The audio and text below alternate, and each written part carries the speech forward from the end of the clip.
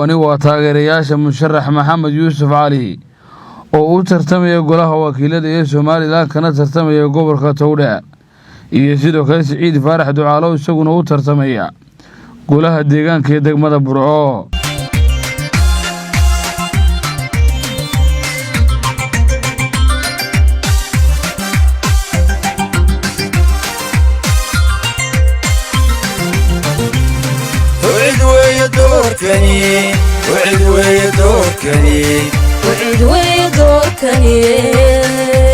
waxayna saaka subaxnimadii iyadoo labadaasi musharax ay hogaaminayaan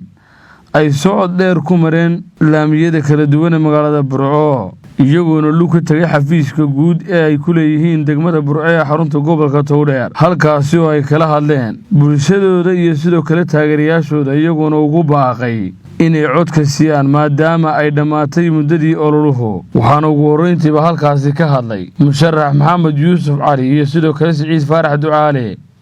waana kuwan. Allahu akbar Allahu akbar dhammaantiin aad baan idin salaamayaa taageerayaasha halkan isugu yimi hablo wiilal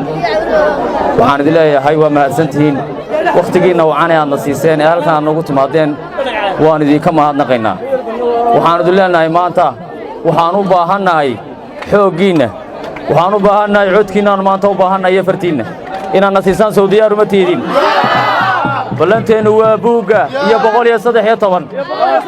ballanteenu waa buuga iyo 113 aad iyo aad baan idin salaamayaa. waxaan idin leeyahay war hadda farta naga hagrataan annaguna idin hagran mayno hadda idinku naga hagrataan annagu idin hagran mayno. waxaan idin leeyahay maanta waxaan idinka baahanahay hiilka ina maanta nasiisaan diyaar mawtiin aad iyo aad baa u mahadsantihiin mar labaad iyo mar saddexaadba si ay ballanteenu ahayd muddadii doorashada wax yar baa ka hadhay maanta waa 26 waa maalintii ugu dambaysay isu soo baxeenna waxaynu muujinay awooddeenna aynu magaalada ku leenahay sidoo kale waxa isu soo baxyadu ay ka socdaan degmooyinkii iyo tuulooyinkii inta halkan joogtaana waa taageerayaashii musharaxiinta Maxamed Yuusuf Cali oo golaha wakiilada u sharaxan oo aniga ah iyo Siciid Faarax Ducaale oo u sharaxan golaha deegaanka ee degmada Burco astaantiisuna tahay 113 sidaa aawadeed waxaanu idinka codsanaynaa maalinta 31 May ee inagu soo beegan inaad noogu deeqdaan codkiina si hagar la'aana annana waxaanu ballan qaadaynaa insha Allah haddaanu soo baxno waa soo baxaynaaye insha Allah inaanu baahiyihiinna iyo wixii aanu u nimi aanan hilmaamin.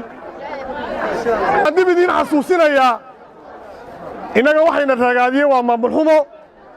sababtoo ah waxaynu nahay dal ka go'ay 30 sano ka hor dalkii la odhan jiray Soomaaliya waxa inoo kordhay wax muuqanaya maaha waxaasina waxa ay u muuqan waayeen waxa weeye waa maamul xumo iyo cadaalad darro. waxaanu doonaynaa inaanu suulino hal arrin baan idin xasuusinayaa waddanka la yidhaahdo Singapore waa 720 kilomitir oo iskuweera waa inta Burciyo ay isu jiraan beer waana dalka shanaad ee dunida ugu dhaqaalaha badan leh 720 kilomitir muxuu ku dhaafay dunida inteeda kale wuxuu ku dhaafay maamul wanaag biyaha ay cabaan waxa looga soo dhaamiyaa dalka dariskooda haddana waa dalka shanaad ee dunida ugu dhaqaalaha badan leh ugu maamulka wanaagsan leh waa dalka labaad ee dunida xagga waxbarashada ugu horeeya wuxuuna isu jiraa inta Burciyo beer isu jirta dala 30 sano waxayna hor fadhiyaa nimankii mujaahidiinta ahaa ee dalka soo qabsaday waa mahadsan yihiin xilkoodii bay guteen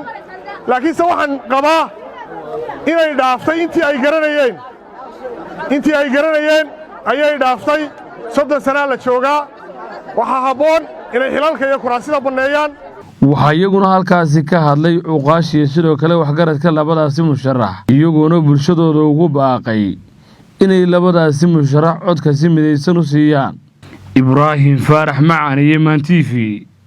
Burco.